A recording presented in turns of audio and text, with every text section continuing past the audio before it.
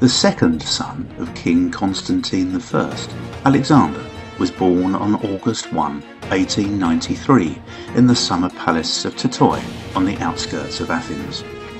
He succeeded his father in 1917 during World War I, after the Entente powers and the followers of their opposing factions pushed King Constantine and his eldest son, Crown Prince George, into exile. On October 2, 1920, Alexander was walking through the grounds of the Totoi estate when his German shepherd named Fritz was to have a fight with a domestic Barbary macaque. Whilst attempting to separate the two fighting animals, another monkey attacked Alexander and bit him deeply in the leg and torso. The wound was later treated and dressed, but not cauterized. This would later prove fatal, when after developing sepsis, his condition worsened in the following weeks until his death on October 25. He was just 27 years old.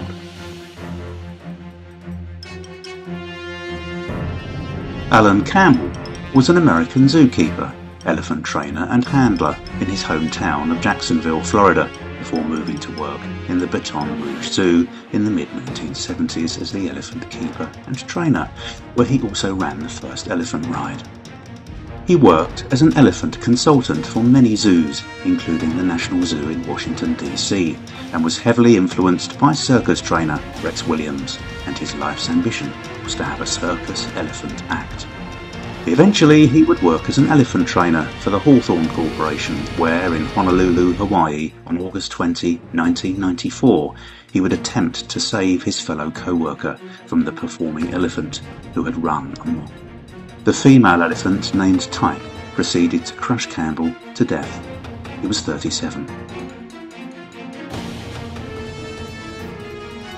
Timothy Treadwell was an American bear enthusiast, environmentalist, documentary filmmaker, and founder of the bear protection organisation Grizzly People.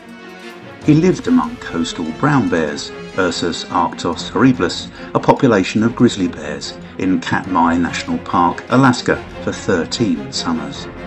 He had been a lover of animals since he was a child, resulting in Treadwell deciding to travel to Alaska to watch bears. According to his book, Among Grizzlies, Living with Wild Bears in Alaska, his mission to protect bears began in the late 1980s. On October 5, 2003, Treadwell and his girlfriend were killed and almost fully eaten by a 20-year-old male bear, whose stomach was later found to contain human remains and clothing. Treadwell was 46 years of age. Richard Root was the former chairman of medicine at Yale University, chairman of medicine at the University of California, San Francisco, and chairman of medicine at University of Washington. He also launched the infectious disease division at the University of Pennsylvania, while a professor there in 1971. In 2006, he was invited by the University of Pennsylvania Infectious Disease Department to assist in a project in Botswana, when, whilst on a wildlife tour of the Limpopo River in the Tule Nature Reserve, he was in the lead canoe.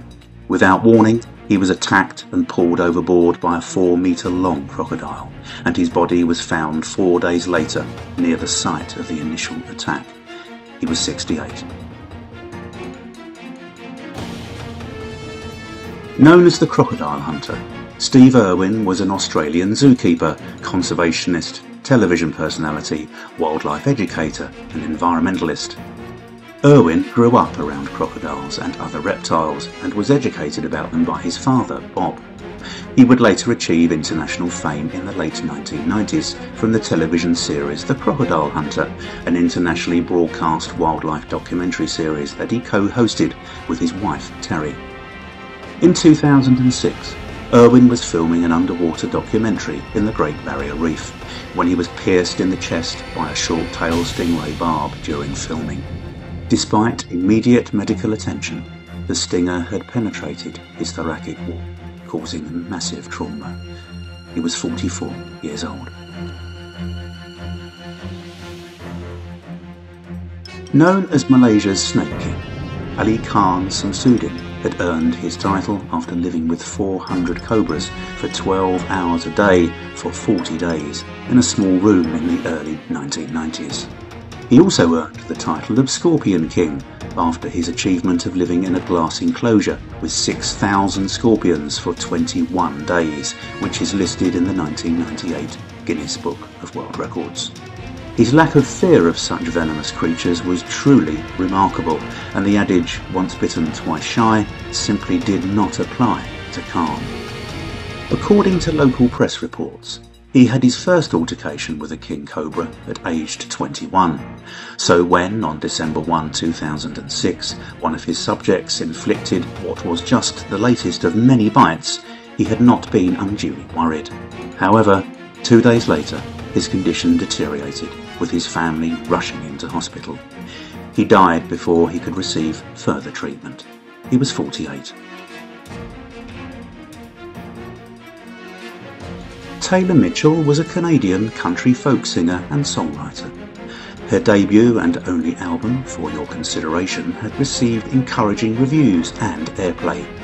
Following a busy summer performance schedule, which included an appearance as a young performer at the Winnipeg Folk Festival, Mitchell embarked on a tour of Eastern Canada with a newly acquired driving licence and car. During her excursion, on October 27, 2009, she was walking along Cape Breton Highlands National Park Skyline Trail, enjoying a seemingly idyllic stroll. Then, with little warning, she was set upon by 2 eastern coyotes, which proceeded to maul her in an unprovoked attack. She tragically died from her injuries and blood loss at the age of just 19 years old. Dawn Brancheau was a skilled and experienced animal trainer at SeaWorld. She worked with orcas at SeaWorld Orlando for 15 years, including a leading role in revamping the Shamu show, and was SeaWorld's poster girl. In 2000, she had appeared on an NBC affiliate TV channel talking about staying physically fit to deal with the intense rigour of working with orcas. She would run marathons, cycle and lift weights to stay in good shape. On February 4, 2010, Brancheau had been filming with the largest orca ever held in captivity, named Tilikum. Without warning, whilst at the side of the pool giving tried and tested instructions for Tilikum to perform a dive, the orca grabbed her, pulling her into the water by her arm. Despite persistent efforts to calm the orca down, he would not release her body for 45 minutes, drowning her in the process. She was 40 years old.